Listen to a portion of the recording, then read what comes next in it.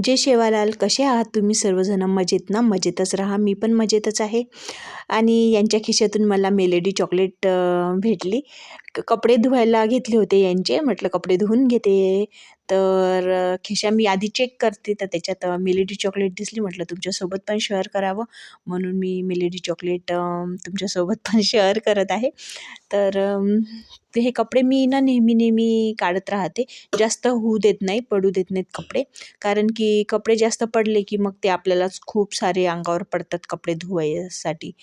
त्याच्यानंतर भिजू घालून ठेवून दिले मी कपडे आणि म्हटलं तोपर्यंत झाडाला पाणी तरी देऊन द्यावं. तर झाडाला पाणी दिलं, कारण मी 5-6 दिवसातून झाडाला पाणी टाकते. आमचे नळ आल्यावरच मी झाडाला, आज नळ आले नव्हते, 5व्या दिवशी येतात आमचे नळ. तरी म्हटलं देऊन द्यावं, मागे दिलीच नव्हती. आता सध्या झाडाला काही पाण्याची एवढी आवश्यकता नसते हिवाळ्यामध्ये, आणि सावलीतच झाड आहे, तर त्याच्यामुळे झाडं जास्त पाणी दिल्यानं पण जास्त खराब होऊन जातात झाडं. त्यामुळे मी रोज झाडाला पाणी टाकत नाही. जेव्हा आवश्यकता वाटते त्यावेळेसच मी झाडाला पाणी टाकते. तर म्हटलं 2-3 दिवस झाले झाडाला पाणी दिलं नाही, म्हणून मी झाडाला इथे पाणी टाकत आहे.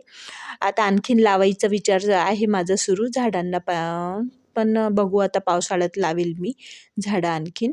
माझ्याकडे भरपूर होती, मागे सांगितलं पण होतं मी तुम्हाला की भरपूर झाडं होती म्हणून.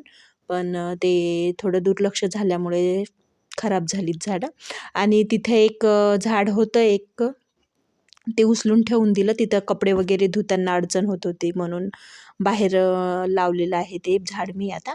आणि इकडं माझं स्टँड आहे तिकडं, तर त्या स्टँडला पाणी देत आहे. हे बाहेरची झाडं आहेत माझी. हे फुलाचं झाड आहे, इकडं कढीपत्त्याचं झाड आहे.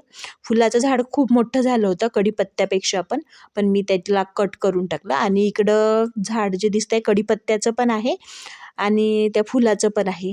पण ते फुलं गाई काही राहू देत नाही ते, तर ते लिंबूचे झाडं लावायचा विचार चालू आहे माझा तिथे आता. बघते कधी लावणं होते तर आता. मग कपडे धुवायला घेतलेत मी पटापट. म्हटलं कपडे, तर आता तुम्ही बघतायच कपडे माझे किती आहेत तर धुवायला.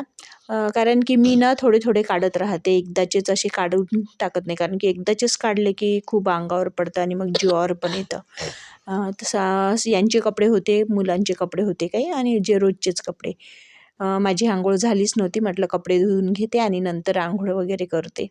तर त्यामुळे मी पहिले कपडे धुवून घेते आणि मग नंतर बाकीचे कामं आपले अंघोळ झाल्यावर चालतात कामं.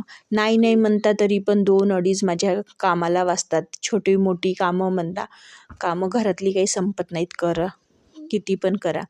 कधी 2-2.5 वाजतील तेच कळत पण नाही. मग अंघोळ राहिलीच होती माझी, तर म्हटलं केस धुवायचे होते. तर केसांना तेल लावत आहे मी आता. केसांना थोडी चंपी करून घेते. डोकं धुवायच्या आधी तेल नव्हतं माझ्या डोक्याला. तेल असलं तर मी रात्री लावलं तर काही आवश्यकता नव्हती, पण लावलंच नाही मी रात्रीला तेल. त्यामुळे म्हटलं आता लावून घेते.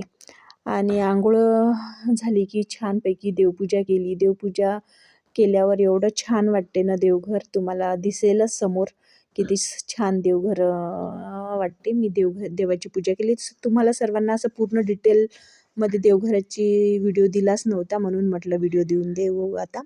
पहा किती छान वाटतंय. देवपूजा केली आणि एकदम छान प्रसन्न वातावरण वाटते तिथलं. आणि त्याच्यानंतर भेटू आता आपण नेक्स्ट ब्लॉगमध्ये. तोपर्यंत बाय.